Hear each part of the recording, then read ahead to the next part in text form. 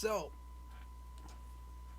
I just came back from Spider-Man No Way Home, and it is the best Tom Holland Spider-Man film so far. And probably the most emotional one, with the biggest stakes. And I don't mean like the multiverse, I also mean just Spider-Man in general.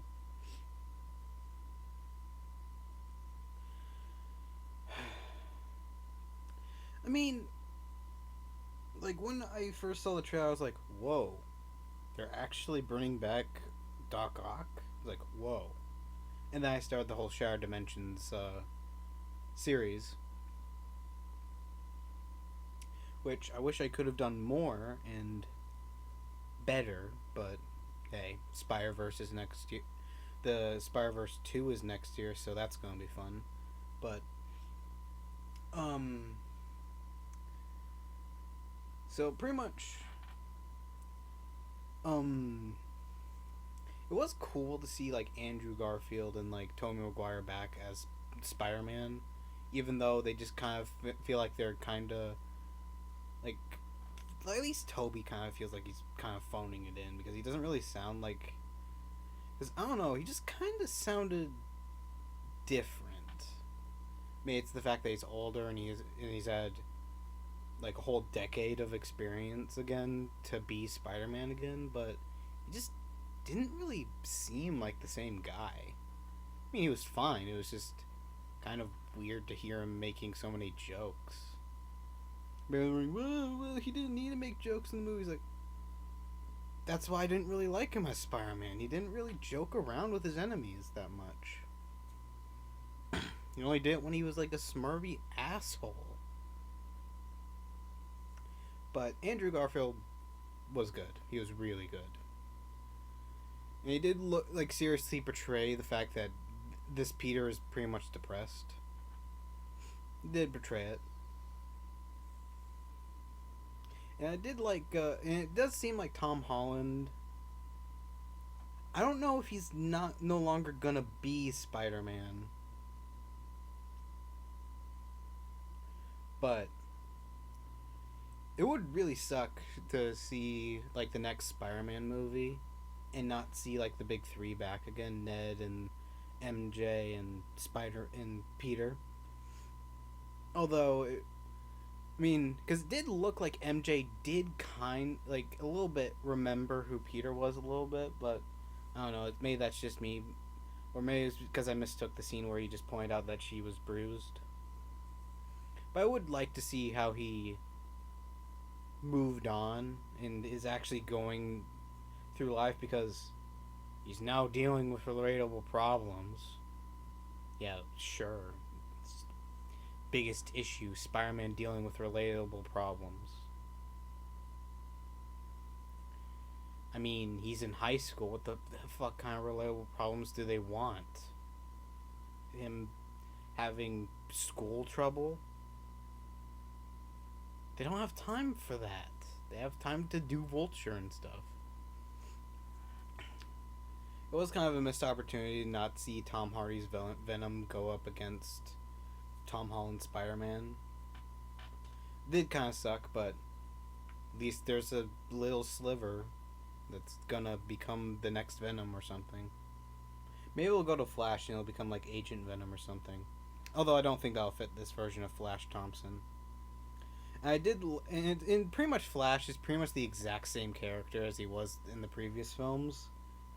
Even though he never reappeared again after he helped find out how to get, you know, MJ and Ned back into MIT. And I'm kind of interested to see how he gets into MIT next.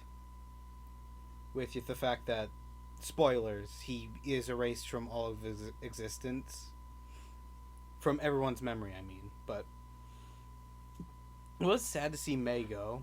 And I'm pretty sure, like, I just, like, and my mom was like, ugh. When she just said the line, it was like, yep, there it is. Although this does kind of make the what if reference to Uncle Ben kind of irrelevant because this is where he learns great power comes great responsibility. But hey, we got freshman year. And by the way, Spider-Man is still in the MCU. They're not getting rid of him. It's just a matter if Tom Holland stays to be Spider-Man. So I feel like they've kind of figured out who their Spider-Man even is, because at first it was their Miles.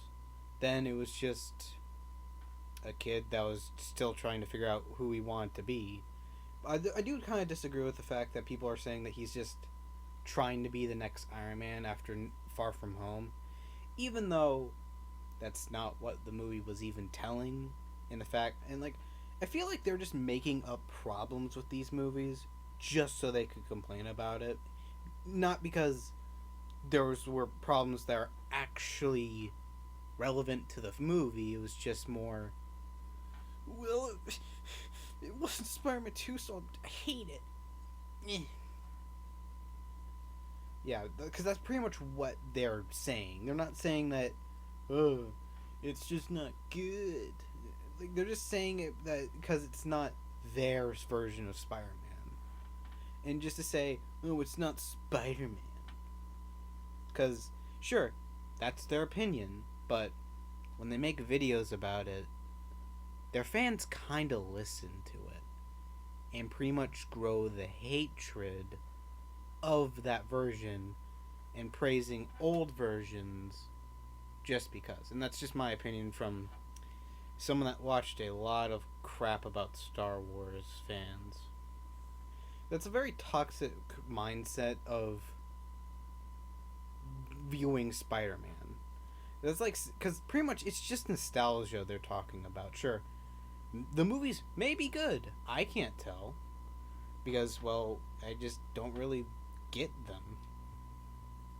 And sure, maybe when I'm older, maybe if I watched the second movie younger, I would praise these movies more. But right now, I'm either very depressed or my heart and brain that functions my emotions are just somehow damaged. Let's hope for not the second one, though. But anyway, pretty much, it was a really good movie. It was just a really good movie. I loved everything. The opening scene was pretty much just how I expected. It's pretty much more of the same of Far From Home. And I do like, and then it pretty much halfway through the film, when all the villains become villains again, except for Doc Ock, it all pretty much becomes a new movie, because now it's all dark and stuff. Like, my dad, kind of does have nitpicks about it, like, why didn't, like, a whole crap ton of other heroes back him up? Because we do know that Bruce Banner and, like, Bruce Banner is still around, Hawkeye is still around, like, sure, they're not really said to be around as much, like, big heroes anymore, but they're still around, and they could have helped out Spider-Man. But, I mean, that's like saying, why wasn't Aunt May having a conflict? Because in the movie, they pretty much mentioned that they did. It's just you didn't see it. And that's okay. And also, you really shouldn't have even expected that.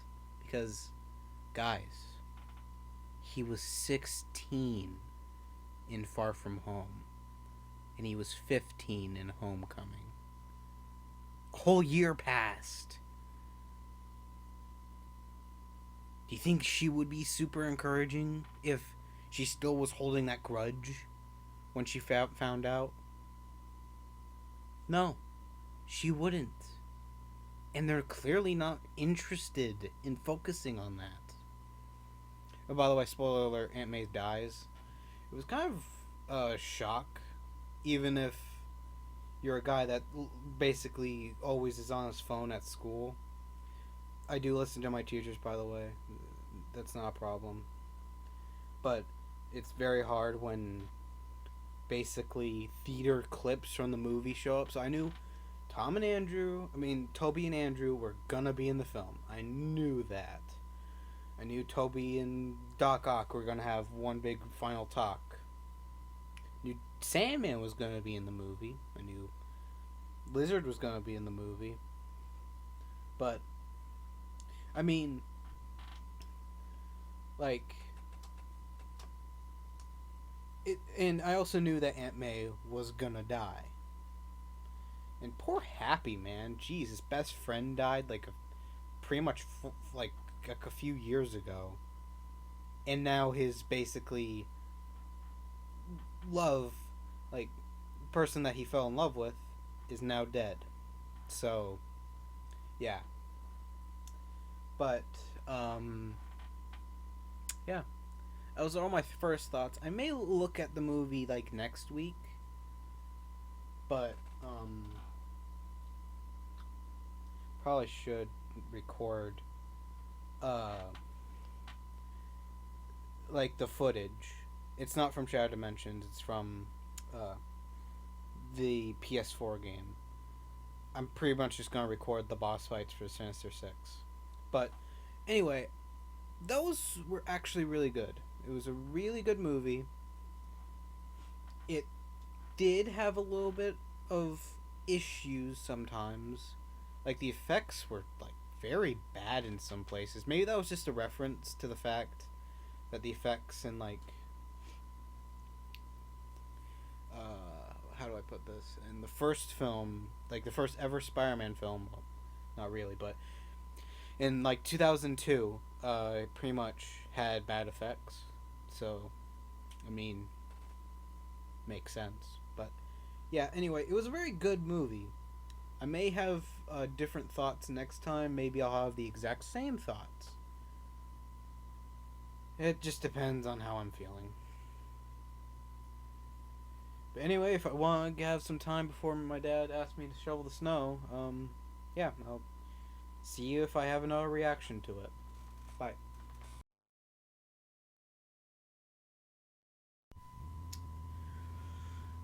So, it's been a couple weeks, or maybe not, but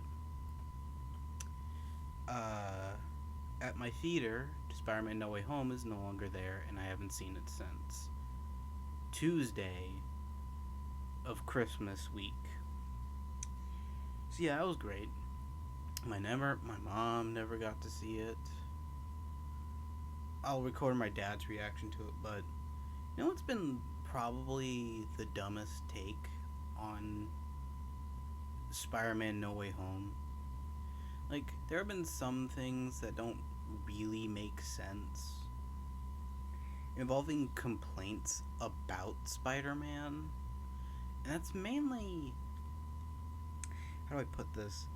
That a lot of people think the MCU Spider-Man isn't Spider-Man, but No Way Home fixed it. Or that No Way Home itself isn't a Spider-Man movie. By and the only reason it's not a Spider-Man movie is mainly because of, I don't know, plot holes. Even though, like, doesn't technically the original like Spider-Man movies from the early 2000s also count under that, because there's like also pretty big plot holes from my perspective. I mean, what enemies is even Spider-Man talking about besides normal people he can easily take out and has saved MJ from before? Did you see the problem? Do you kind of see the problem with it? That plot holes, even if people have said that plot holes aren't a reason to hate on the Sam Raimi ones, well, it's also not a reason to hate on the MCU ones. But like, it doesn't make sense because it doesn't match up with like the movies. Like, when did Peter get this huge crush on MJ? And like, when we weren't shown it, it's like, oh, I don't know. Maybe time passed, you idiots. Peter, in the original trilogy, never gave up his attraction to Mary Jane, even though how much he wanted it. Sure, it was kind of a toxic love and not a very unhealthy love, but he still had it. Even when he was being a flat out asshole, he still had it. The only problem is, in Andrew's movies, he basically got together with Gwen from the end of Spider-Man 1, and then, presumably, a couple years later, they graduated. And so they're still together. And Peter never gave up on Gwen. But yet, this is like the first Spider-Man movie where he's not chasing after, like, one girl. And all of a sudden, it's like a plot hole of where he got this attraction to MJ from. Even though in Homecoming he was 15, and in Far From Home he was 16. Like, sure, Liz didn't leave that long, but presumably time has passed. So, basically, it's not a plot hole. It's literally not a plot hole. You're just saying it is because it doesn't match up with the structure of other Spider-Man movies. It's pretty much the reason why. Because, guess what, guys? This isn't like a drama. It's a comedy. Dramatic stuff can happen in it, but that's mainly involving superhero stuff. Like, Peter being emotional over the fact that Iron Man, basically his father figure, died. And one of his and like pretty much, he's like one of the biggest heroes in the world right now, and he still can't figure out what to do. And yet this movie fixed him, even though he wasn't broken. It's just the fact that you all were fucking impatient. That's just what happened. You all were just impatient. Think about it. Let's look back. Peter Parker learned responsibility in Homecoming. That being a superhero isn't always just what you need to do to be a good person. You have to also take responsibility for pretty much your own life and for the little guy. Or, they'll turn into giant thieves that rob very dangerous stuff and make dangerous weapons out of them. I don't know, he's learning a bit of responsibility there. In Far From Home, he's learning to take responsibility for being, a now big-time superhero after, big tragedy over Iron Man's death. A thing that still hurts, and he's trying to focus on other things that he also wants out of life. aka the lesson from the first film, is not really mixing well with being a big-time superhero now. And in this film, he's learning to take big responsibility by sacrificing his social life so that the world can be saved. This movie didn't fix Spider-Man.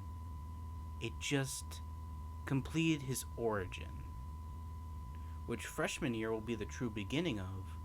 Civil War was the introduction to him, and basically the rest of these movies was pretty much his origin story. And that new suit, which someone actually complained about, because it said, why didn't we get to see it? It would have been so cool. Even though it was meant to be a tease for future movies to come, because after this movie was released, it was revealed that they were considering to make a fourth Tom Holland Spider-Man movie. Do you know what that means? It was foreshadowing. And the Aunt May stuff doesn't really make sense, because the only reason people say that Aunt May should be this is mainly because their main source of information about Aunt May is all the media. Because guess what, guys? There's more than one writer on Spider-Man. Many different people write this character, and his supporting characters. There was like one storyline that I haven't read, but like one writer that's Run had no big impact on his personal life.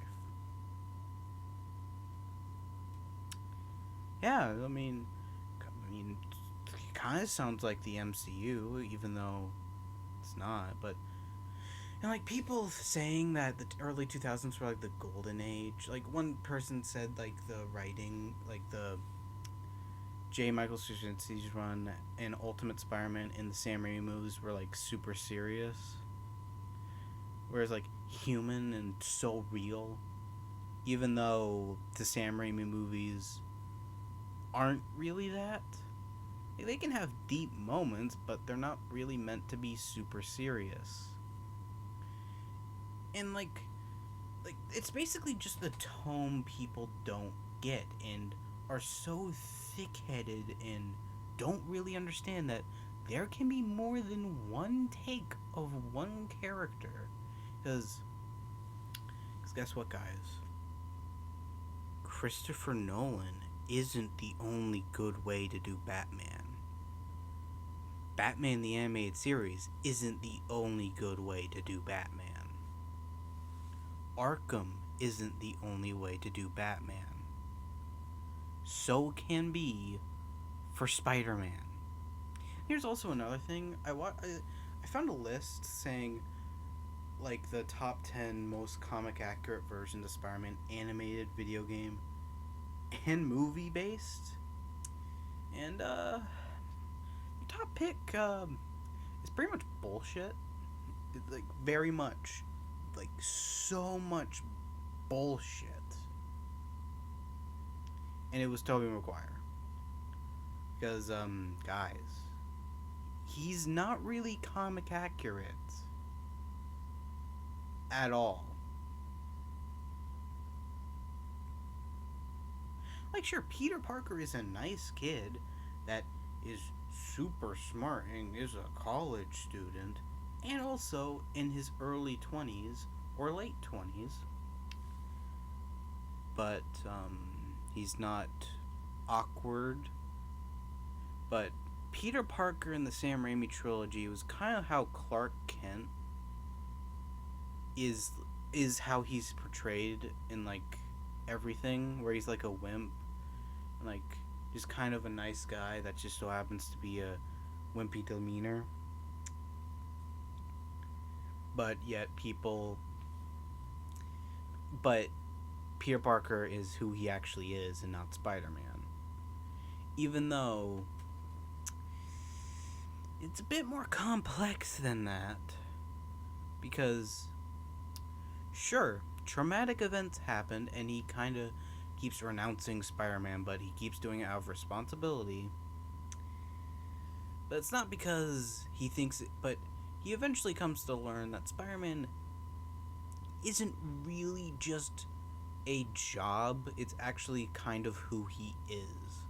Because guess what, guys? Just because it's old doesn't mean Stan Lee's and Steve Ditko and like John Romita Jr. like Senior's run isn't actually where. Because okay, let me explain. Sam Raimi like is said to be like a big comic book fan, but we are never really shown which run he was actually reading. But if you do math, you could probably say that he read, like, I don't know, either Stan Lee's run or Jerry Conway's run. Based on the fact that, like, he'd stopped reading Spider-Man before Venom, which came on, like, the late 80s to early 90s. Like, sure.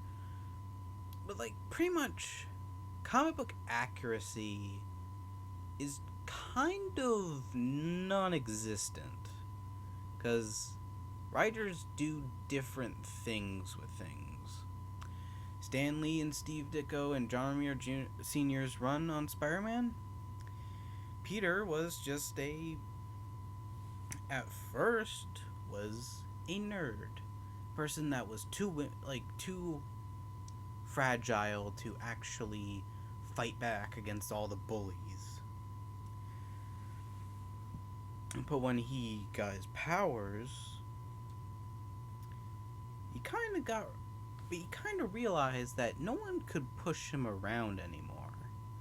So when he's in the costume, he can freely just, and when he let a robber go after one of his like TV shows, and that robber killed Uncle Ben. Then he learned great power kind of has to go with great responsibility, which it's a common misconception. Uncle Ben never said to Peter. Like, Peter came to that conclusion on his own. Like, Uncle Ben never said those words at all. It was like, well, you haven't actually read it. It's like, yeah, I have, actually. I'm currently in volume 3 of the Stan Lee and currently artist Steve Ditko's run. So, I'm sure I have actually read it. And a whole bunch of other people have too, because it's one of the stories that have, like, is said, you have to read in order to get Spider-Man. Because, well, one, it's the first story, and it's usually said to be the best Stan Lee Spider-Man story. We'll see about that. I mean, the art's not really something to go on about, but it's like, mainly because the panels are just like way too small. Because I'm currently reading it on like a Kindle app, and like, damn, these things are really small. It's kind of laughable in a way, but how do I put this? It is not how Tobey Maguire's Peter Parker acts. And how do you act? How do I know that? Because pretty quickly after he loses his glasses in like one of the issues, he kind of kept his glasses past getting his powers. The powers didn't like also the powers, one, didn't give him organic webs, and two, they didn't change his eyesight to make it better. He just kind of, his eyes just kind of naturally got better. Or like he went through experimental eye surgery back in the 60s. And his eyes magically came back to normal. And it's mainly because they were broken by Flash or something. But like modern day adaptations kind of make Perry and MJ knowing Peter when he was back in high school, even though they didn't show up for like 30 issues, like for 31 issues, and in MJ's case 41 issues, and like Peter was in college when he met Harry and MJ and Gwen.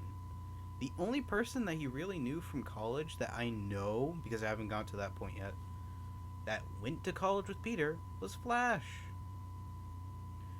And like, sure, Stan Lee's run didn't really have, like, didn't develop characters. They monologued a lot. They didn't really have natural dialogue.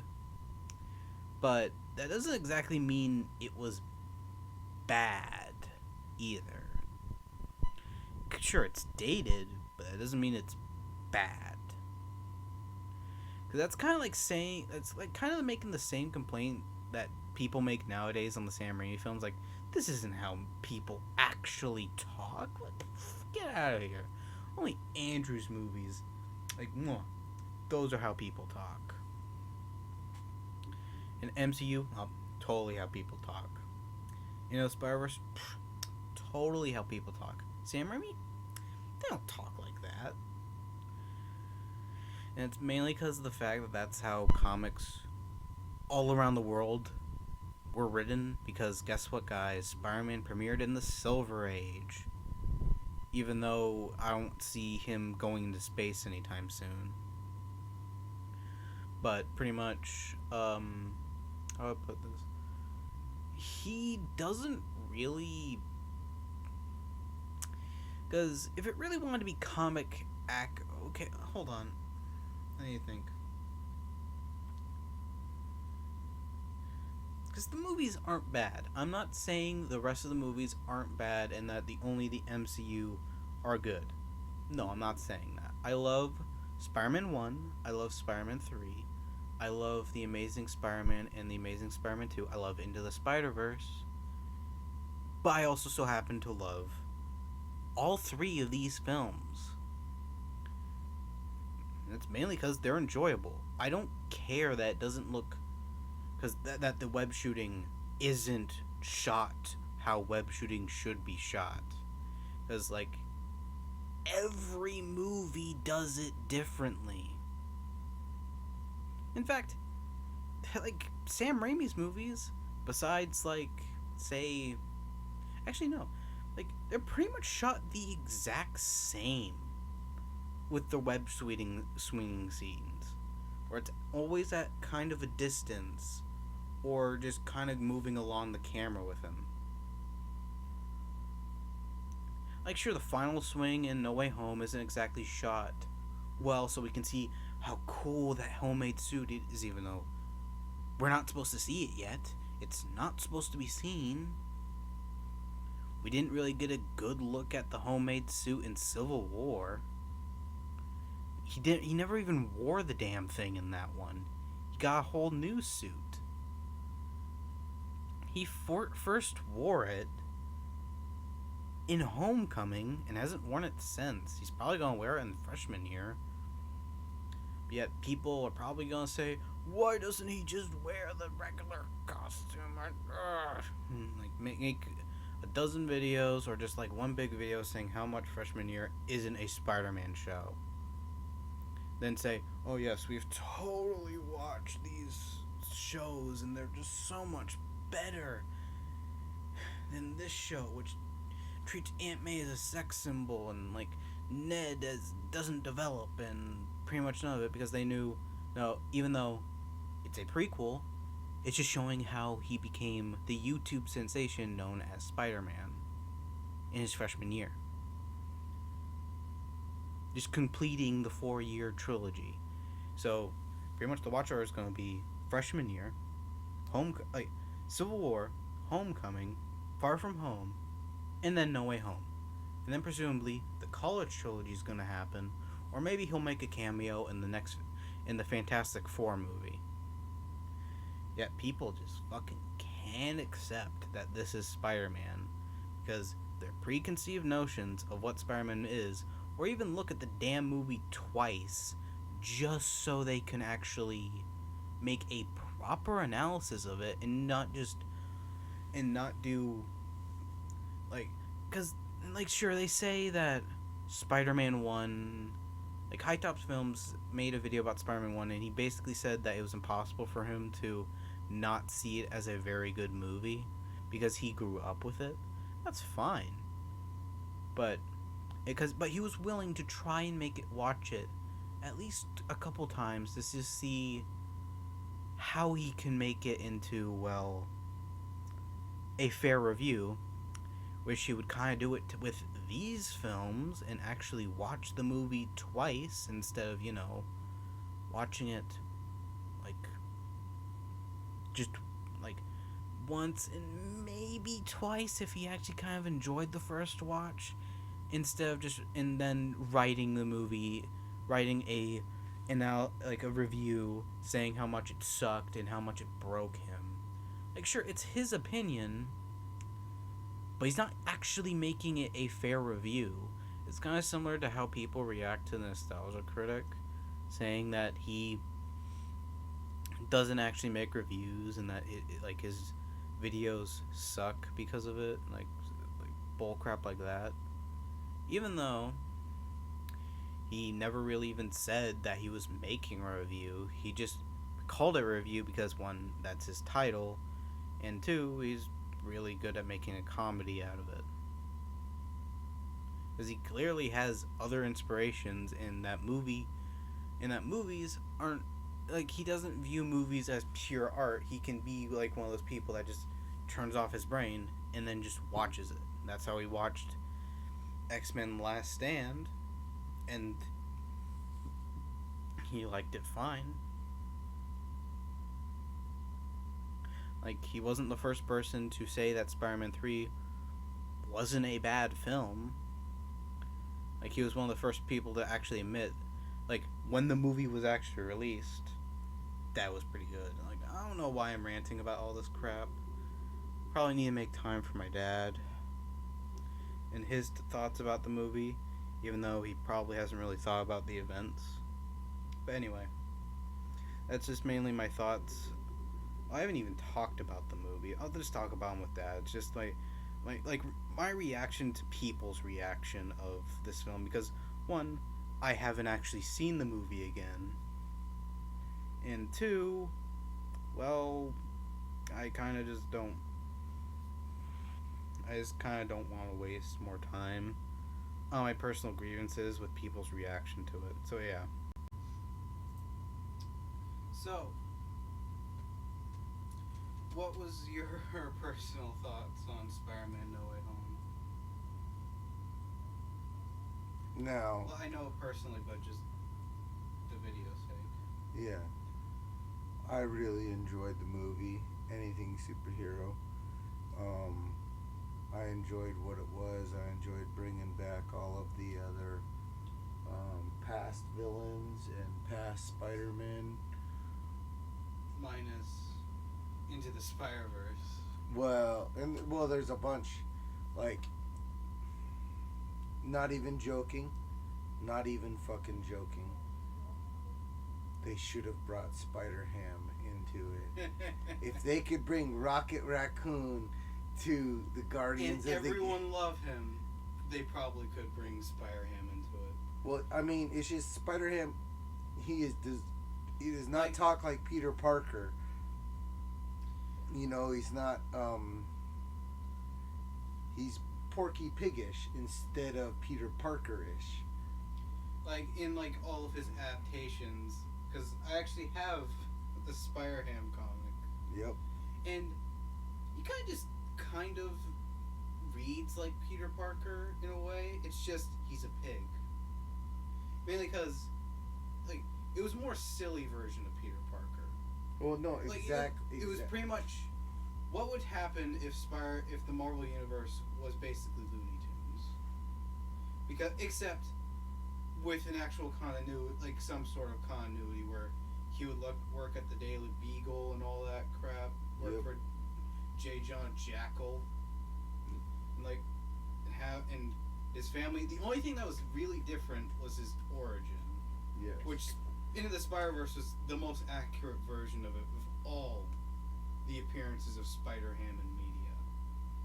Yeah. Like, Ultimate Spider-Man cartoon, not even accurate. No, okay, no. Because that Spider-Ham was kind of more the self-doubt of Peter Parker as a pig. Yes.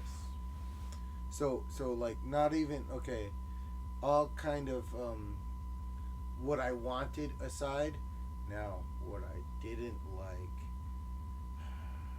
was how they connected the Marvel Cinematic Universe to this, because at this point in time, in the real Spider-Verse, Madam Web could do all of this. Yeah. And didn't need Doctor Strange.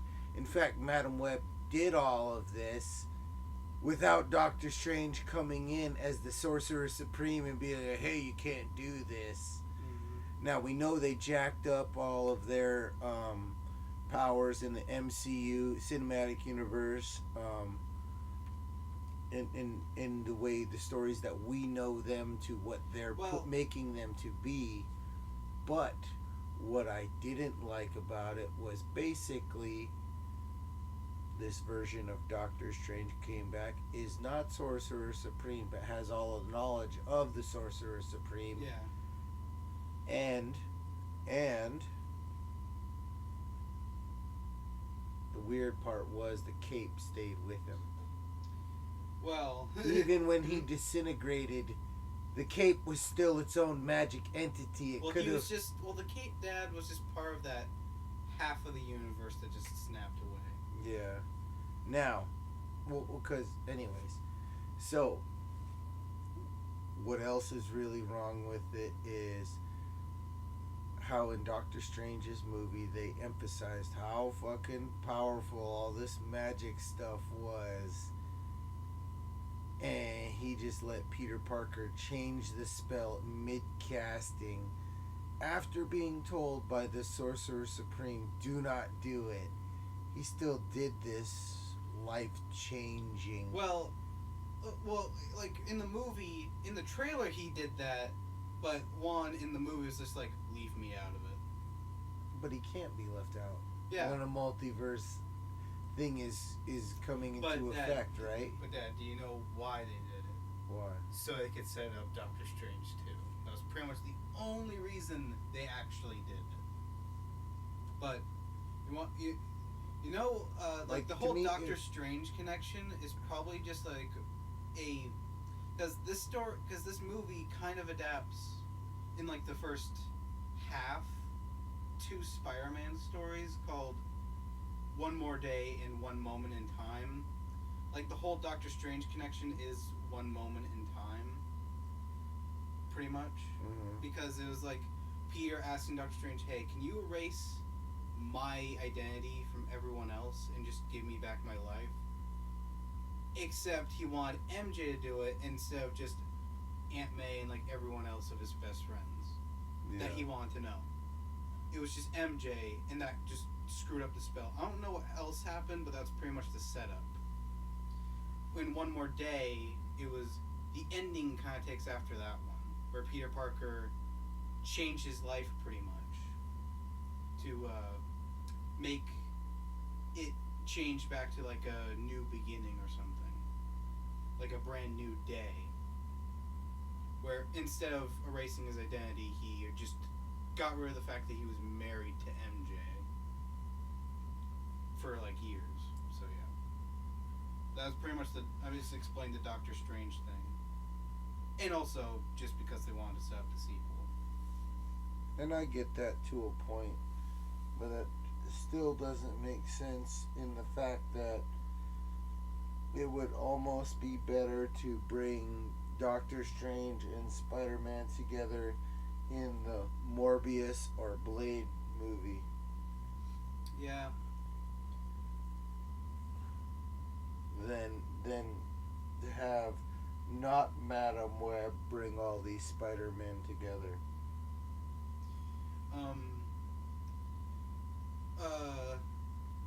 Like, have you been on YouTube or like seen other people's reaction to this film? No. Besides Emergency Awesome, I mean. No. But like, everyone's reaction to it, like the people that hated the previous Tom Holland Spider-Man, because they just didn't like how they were portraying Spider-Man in general. Yeah. As a kid that was leaning too much on the Avengers. They say, you know what's a bunch of videos? No Way Home fixed MCU Spider-Man. I'm gonna be right back. Alright. Why would it fix it? Because it felt more like a Spider-Man movie than the previous two. Like the structure of Sam Raimi's first film, where Peter Parker had a very clear arc and pretty much was moving away from leaning on the Avengers. And because it said, with great power comes great responsibility. Even though the Amazing Spider-Man films never said that specific line. Just Sam Raimi. Yeah, that's where it mainly came from.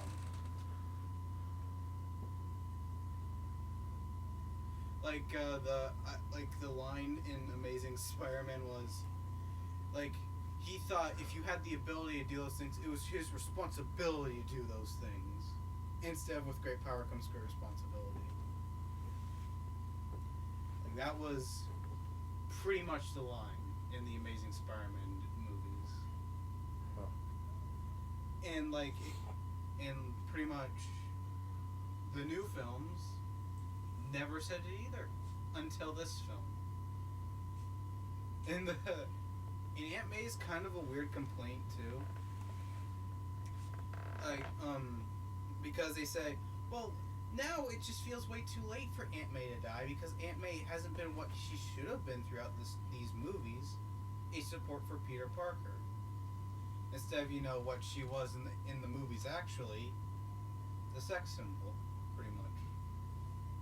You know all the memes. Well, yeah, you know why, right? You know why, right? Why? Why she's viewed that way? Because of the actress. Well, yes, but so what was Peter Parker playing? What was Tom Holland playing? Spider-Man. Okay, what was the other character of Spider-Man? The hero. No. Before the bite, Peter Parker. who was? A nerdy kid. That Iron Man. Still a what? Nobody. No, a kid. They're not supposed to be like, oh my God, Zendaya is so hot. This little 15-year-old girl is so hot. She's so beautiful. No, they have to say that about the adult. Mm-hmm. And Marissa Tomei has been in that position her whole career. Alright, so how was my review? Pretty good. Went on for 10 minutes. I'm gonna check my eye. Mm-hmm. Right, Graham?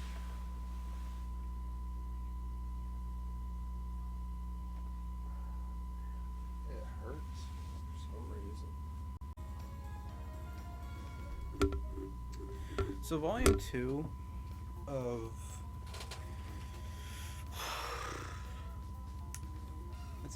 let's just say Volume 2 of the Spider-Man Masterworks collection is probably right now the most eventful stuff that happens. Like Green Goblin's introduced, Spider-Man nearly quits, Sinister Six, like the most eventful stuff. And there's like a couple crossovers with like the Fantastic Four and Daredevil, specifically Daredevil being the biggest one.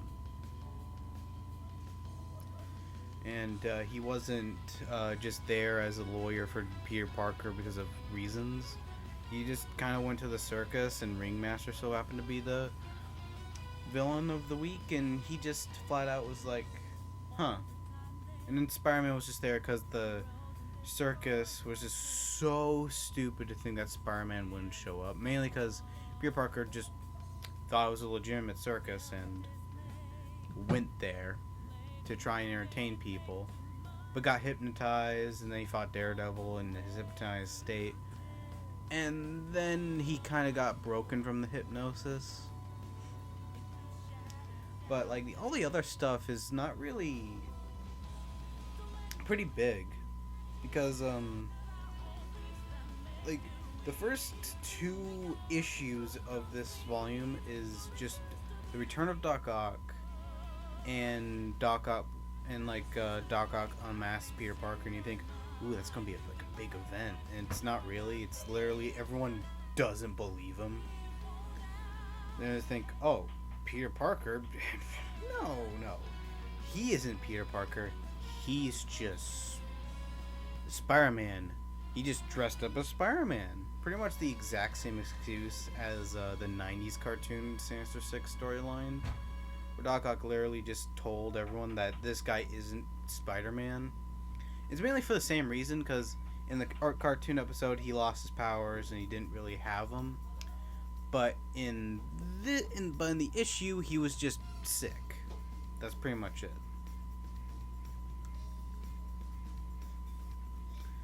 And Doc Ock then, like, mainly the big stuff that happens isn't really like earth-changing big. It's more like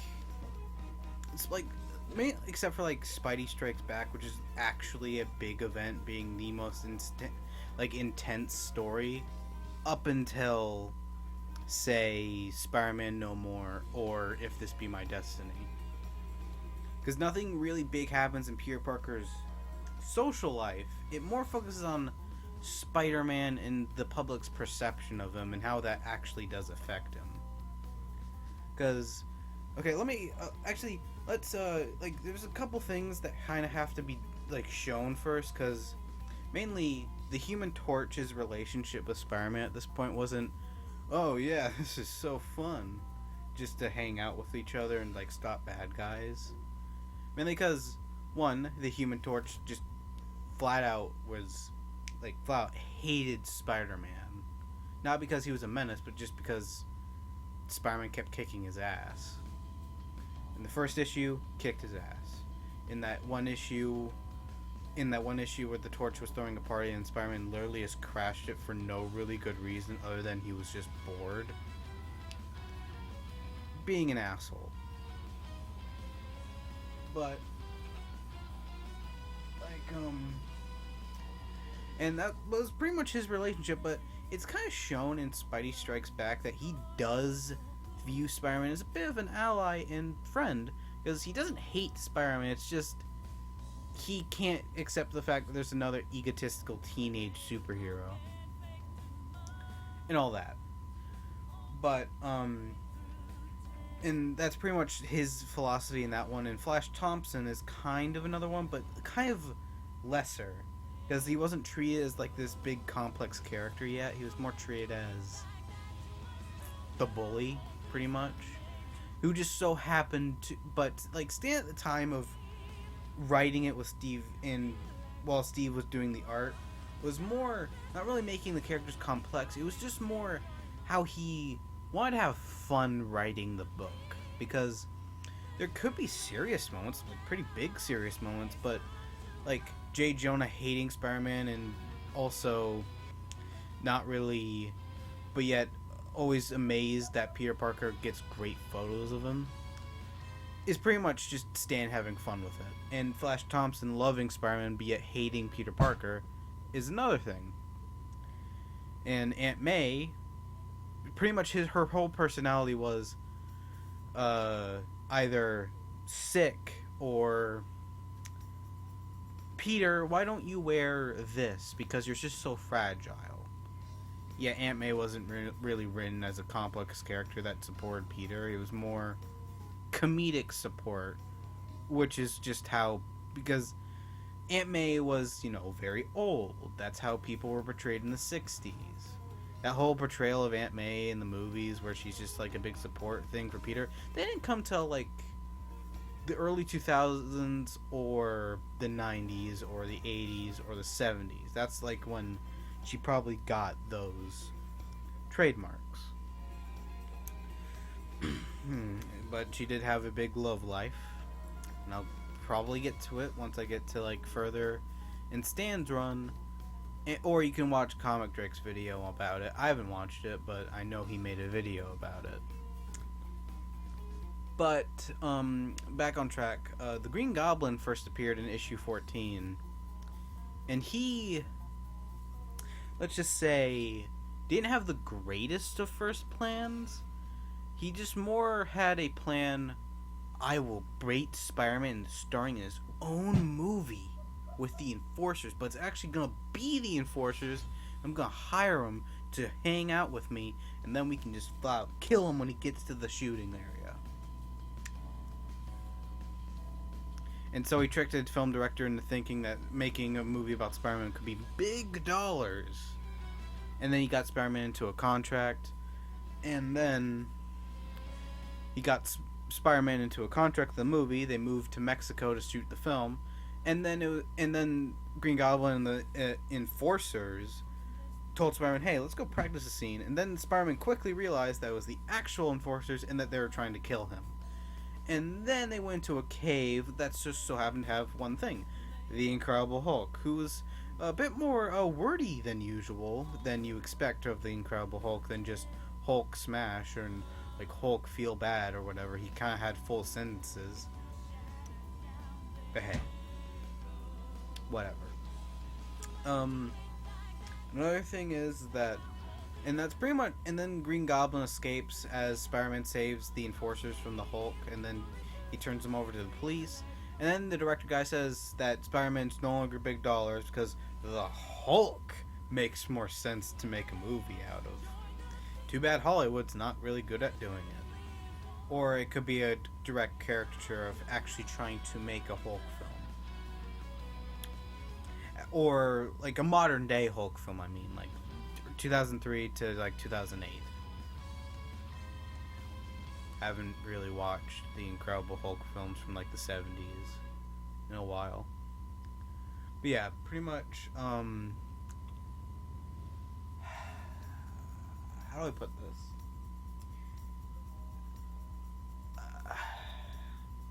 Pretty much Peter Parker's personality since issue 1 of The Amazing Spider-Man was, am I actually doing good things? Because he was, Peter Parker, but he was also an impressionable teenager. So he just kind of was trying to figure out, is he actually a good hero? Or can he actually be a good hero when no one takes him seriously? Or when he keeps getting bashed as a menace?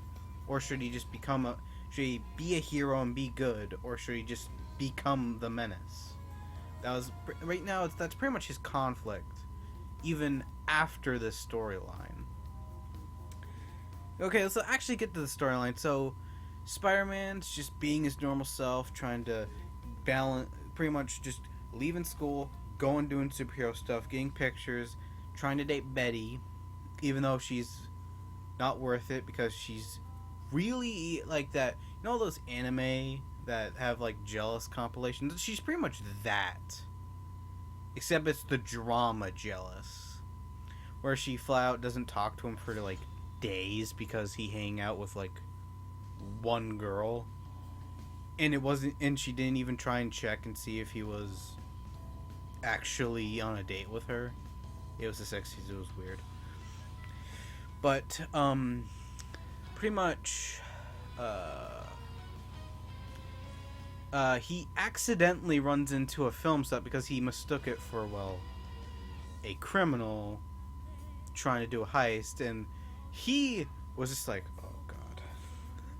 Oh god, that was super embarrassing. And then pretty much decides just to call it quits for the day. And Jay Jonah's angry because, he's Jay Jonah. But he's angry for one reason. It's because Flash Thompson has started a Spider-Man fan club, and it's being added into his paper. But Liz Allen at this point had a crush on Peter and was trying to get, pretty much get in his pants. So she was trying to get him into the club, but Peter was totally disinterested. But Betty was like, well, why don't you invite me? But she didn't say it out loud. She was just hoping he would say it to her.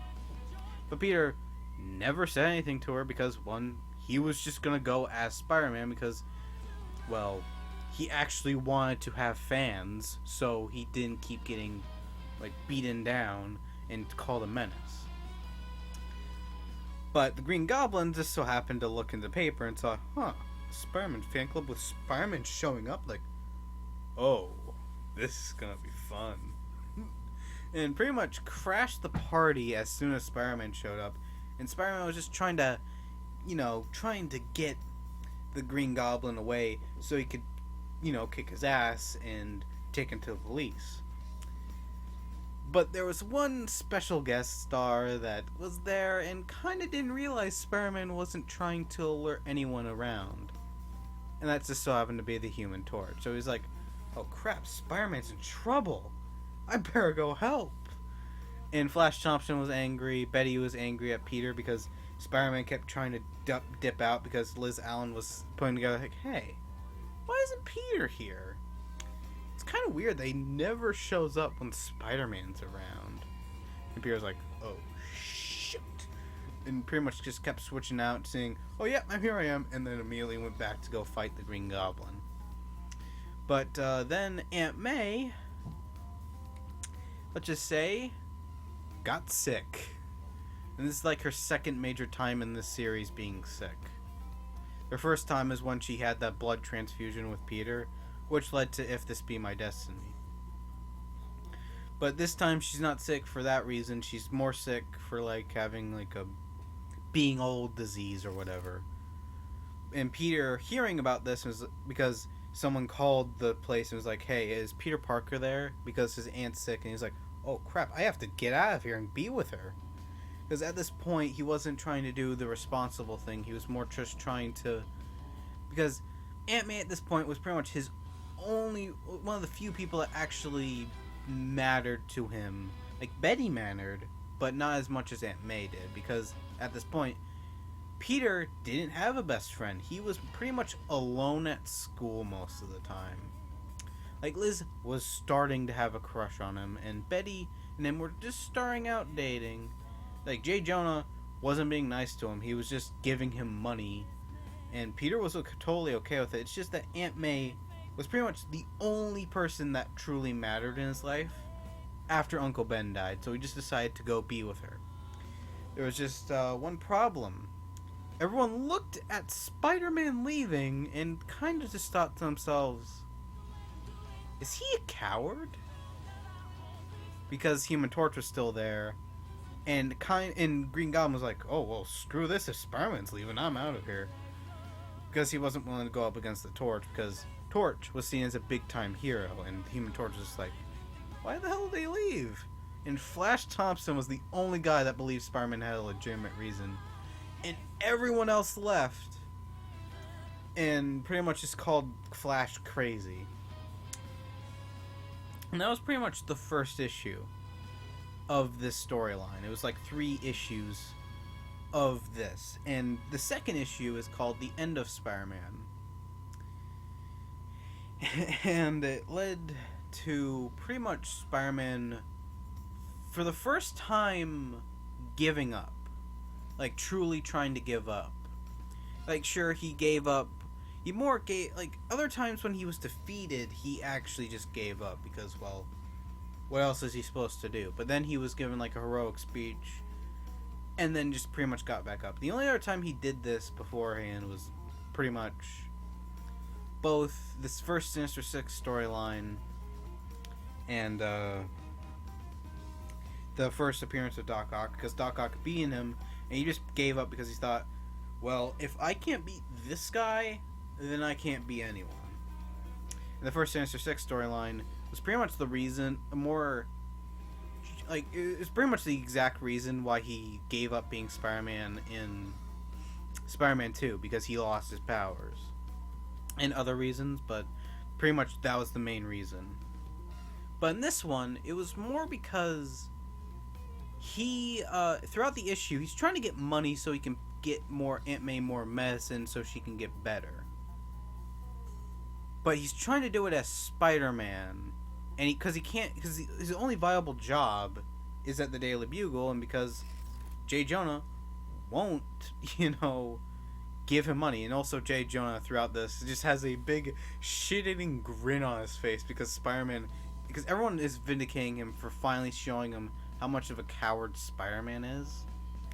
And he just has this shit-eating grin throughout the entire thing, and everyone at the Bugle is just like, I missed him when he was grumpy, because this is just weird.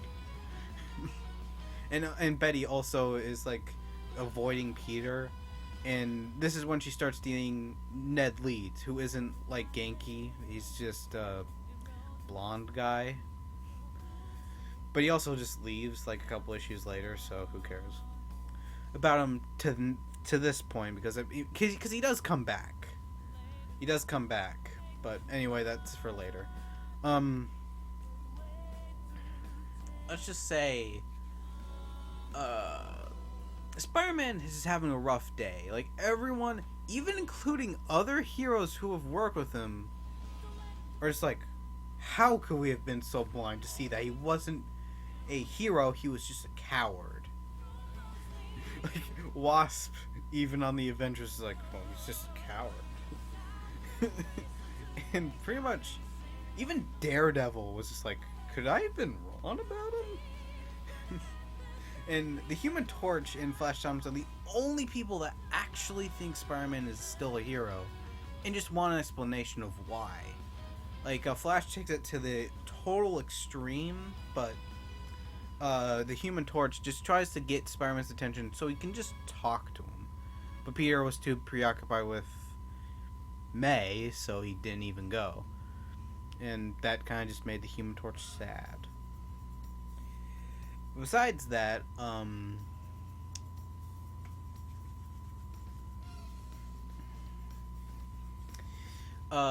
Spider-Man just tries to get money by like selling his webs to make glue. It dissolved in 1 hour after 1 hour. And that, or trying to get him into the trading card business, but the guy was just like, "You're old news, buddy. Get lost." And so eventually, he runs into Sandman, who's just like, "Hey, are you an actual coward?" And he's just like, "Oh shit!" And Spider-Man just tries to run away because he worries if he gets killed, who the hell is going to take care of Aunt May? So he just books it out of there and just tries to leave. And that pretty much confirms for everyone that Spider-Man's an actual coward. And he gets so... And Peter gets so fed up with it that he even hears that Flash Thompson's trying to like dress up as Spider-Man and go try and stop a crime in hopes that Spider-Man will just come in and save his ass. But that doesn't happen because Peter doesn't change into a Spider-Man uniform. Like, he tries and books it as Peter Parker to go save Flash, and like, or trying to convince him that this is a very dumb idea. But then Flash gets his ass kicked. But luckily, policemen were there, and pretty much just told Flash, "This is not your job, kid. Let's go." And like, everyone at school was pretty much just mocking Flash, like, "Oh hey, you still in love with Spider-Man?" But then Flash, but after that, pretty much everyone's like, "Oh, we're sorry, Flash," because Flash is pretty much pissed that his plan didn't work, and he's pretty much taking it out on everyone, even his friends and Liz. But then Peter goes home and realizes Spider-Man's pretty much, for the past couple days, not given his life the greatest of a success. Betty doesn't like pretty much is avoiding him. Can't get any money, and he can't spend time with Aunt May. So he says, "You know what? I'm done."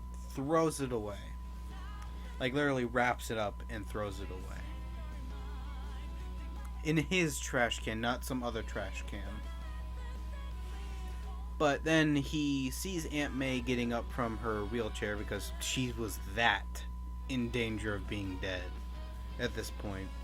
And pretty much just tells Peter, "Look, I don't care. I'm made of tougher stuff than you think. I'm not some fragile woman. I can take care of myself." And because we're Parkers, kid. We can do anything, even if the world doesn't believe us. And Peter just listens to this and is like, "Wow, I am an idiot for giving up." And then just immediately grabs his suit, tears it out, and says, "I am Spider-Man, and I will prove that I'm not correct." And probably at the same night, the next issue appears, and he pretty much like starts going full at it, like going full out Spider-Man on a bunch of burglars, and everyone is like, "Holy crap, he just took care of a whole bunch of people. We're so wrong about him." And then as J. Jonah Jameson was about to get a prize for how he was so right, one of his editors is like, "Sir, you might want to know something." And he's like, "Calm down. I'm about to get a prize." With still that shitting grin. And then the guy's like, "Sir?" And he just whispers into the ear of the news, and his face is automatically like, "What?" now? Because at this point, he was proven each time he tried to make Spider-Man into like Electro or anything else, mocked for pretty much everything, and he just was like, oh my god. And he just walks out and never takes the reward. And Spider-Man even spots him, like, God damn it, God damn it. And everyone at work at the Daily Bugle is just like, finally, he's back to normal. But at this point, the Human Torch has just like given up on trying to help Spider-Man. He just gave up. But then he gets captured by the Sandman and the Enforcers. And pretty much they take him hostage and put him in a special cell where he can't flame on. And pretty much hold him hostage. Then Spider-Man gets word about this and is just like, might as well just go save the Torch's butt. And then comes in, saves the Torch, breaks him out. Then they pretty much go to town on Sandman, who gets caught by the police because these two idiots literally got in each other's way. And that's just funny to me. But they also took care of the Enforcers, by the way. And then everyone gets taken to jail, and Spider-Man's name is just like perfectly cleared. And the Torch is just back to just flat hating on Spider-Man. Because he was just embarrassed. But yeah, that's pretty much Spidey Strikes Back. But Spider-Man versus the Sinister Six, the first Sinister Six storyline in annual #1, is pretty much the plot to Spider-Man 2, except Spider-Man 2 exclude the Sinister Six and add a whole Sun plot. It is pretty much the exact same storyline, except Aunt May was in the climax. Doc Ock escapes jail. He got his arms removed, and he can now use them telepathically and gets them over here, reattaches them, and then grabs every other available villain that wasn't the Green Goblin, or the Living Brain, or the Tinkerer, or hell, even the Human Torch at this point. And it was just like, hey, we all failed in our attempts to get Spider-Man. What if we team up? But it's probably the weakest plan Doc Ock has ever compiled in his brain. Because his bright idea was like, hey, what if we go at him one at a time in places that make sense for us? Even though in the previous issue of Spider-Man, where Kraven first appeared, he was in a jungle and Spider-Man still stopped him. So, I don't know, Doc. I'm pretty sure that plan doesn't make sense at this point. So, I don't know, Doc. I'm pretty sure Spider-Man is going to be completely fine. But he wasn't at first fine because, because he loses his powers, like the Spider-Man 2 movie. And instead of Mary Jane, it was Betty Brant, and they got kidnapped along with Aunt May. And I'm pretty sure the MCU fans would be like, what? Aunt May was like this when she first met Doc Ock? Because I don't know how to break this to you guys, but Aunt May didn't even know Doc Ock was a villain and just thought he was just a very kind gentleman with weird arms. Well, Betty Batman was like, oh god, how the hell do we get out of this mess? Aunt May was just like, oh, what a nice young man. And he's a doctor, too. And when Spider-Man showed up and was like, hey, ladies, I saved you. And Aunt May was just like, oh, what a ruffian. What happened to Doc Ock? We should go and say goodbye if we're leaving. And Spider-Man, and pretty much, they just went home, and Aunt May was just like, I'm just so confused right now. But yeah, pretty much that was the storyline. of Volume 2. Like, the big storylines. Like, I didn't even go over Mysterio's first appearance, or Kraven's, or even really the Daredevil crossover, which is a pretty good issue, by the way. It does kind of introduce Daredevil as a kind of unique person, and how him and Spider-Man kind of mixed together, and how no one knew that Daredevil had, was, like, blind. No one knew it at the time.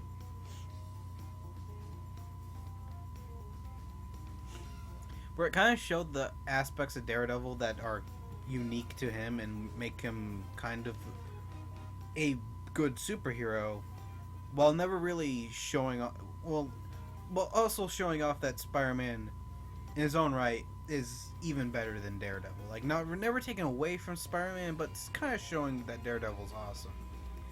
Which No Way Home didn't do, but that's not really that bad. It's just confirming that that Daredevil exists in the MCU, which I'm pretty sure people have been waiting for ever since, like, the MCU started, and since the 2005 one. It's kind of weird. I actually know a lot about Daredevil. Yeah, I've never read one of his comics. But yeah, anyway, that was the Sinister Six and Daredevil crossover. Like, nothing else is really that big. Like, too much. Like, everything else is pretty much just either villains returning, villains being introduced, and that's pretty much it. Like this is probably the most eventful 10 issues plus annual that we get so far. Because this is when Peter and Betty start dating, and also when they break up. And it also shows the first appearance of the Sinister Six and like a lot of big Spider-Man villains like Kraven the Hunter, Mysterio, and of course the Green Goblin, who wasn't revealed until like 30 more issues. Like his identity, I mean, because Green Goblin was just like a weird, like faceless guy. But like at the end of the issue, he like walks away. I also have to note, like, the first Green Goblin like powered flying device is literally just a broomstick. It's kind of weird. But like in his next appearance, he got the usual bat glider. But anyway, that was pretty much Volume 2. The most eventful stuff so far. But there was a little bit hint of what's to come for Volume 3. And he kind of looks like a scorpion.